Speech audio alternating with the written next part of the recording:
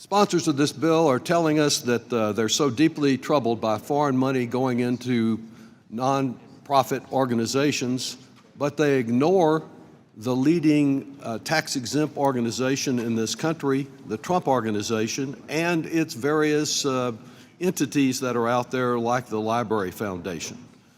They ignore the fact that the Trump Organization, the Trump regime, is out turning on the money spigot in one country after the world, around the world, one country after another.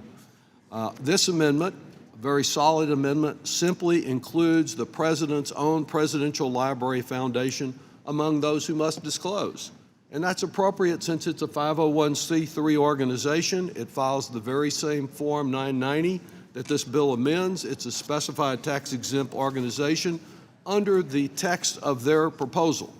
It just assures that the President on this foundation cannot wiggle out as he has wiggled out from most everything else, but he ought to at least apply we ought to at least apply the same rule to him that we would to a food pantry or a church under this bill. And consider why this matters. Under this bill is written, a food bank in Austin must interrogate its donors and report every dollar that comes from abroad.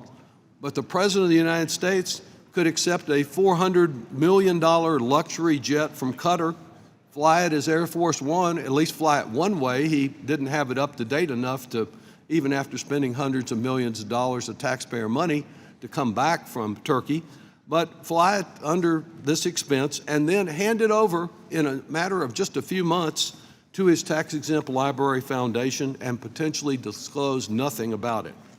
If this committee is truly worried about foreign influence through tax-exempt organizations, there's not a clearer case than Trump's jet, a gift of that size from a foreign government to the President's own nonprofit, a government that depends on him to protect our military on their soil and ours. The Chu Amendment makes sure that there is disclosure, and it's not only the jet. Corporations with billions of dollars riding on the administration's decisions have pledged at least $63 million to Trump's library, with the total value of gifts pouring in approaching $500 million.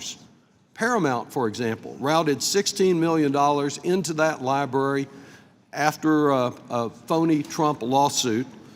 This is the very same company that Trump is relying upon to muzzle CNN just as it muzzled CBS, a deal that would hand also at the same time Gulf sovereign wealth funds like Qatar's major ownership interest over one of America's largest news companies. Meta paid $22 million, ABC $15 million, Elon Musk $10 million. These weren't gifts to history. They were payments from parties with business before the government routed into a fund controlled by the very man who would decide their fate.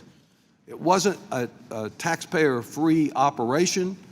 It was businesses knowing that this was just a normal course of business to pay in to Trump. And there's another significant reason here that we need the disclosure that Congresswoman Chu is proposing. The original fund that was set up to fund the Presidential Library, the Donald J. Trump Presidential Library Fund, was quietly dissolved down in Florida. Tens of millions of dollars that companies swear they paid cannot be accounted for by those who have inquired from the Senate. They had to write requesting that information, and it's unclear how much of that money may have found its way directly into Trump's pocket or that of his family. In the dark, Mr. Chairman, you cannot tell a library fund from a slush fund, and that's what this amendment is focused on. Disclosure is how you tell them apart. We spent all morning demanding that charities and universities and congregations bear their books on foreign money and then vote to keep the blinds drawn on the one tax-exempt organization being used as a foreign government piggy bank by the President himself.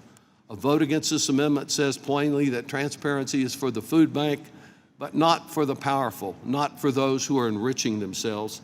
Really the same kind of problems that we've seen with his destruction of the East Wing of the White House, where again, donors who had business before the government decided to pay him rather than compete in a fair way. So I urge the adoption of the amendment as a way of assuring some equity here and applying uniformly this new provision to Trump himself. I yield back.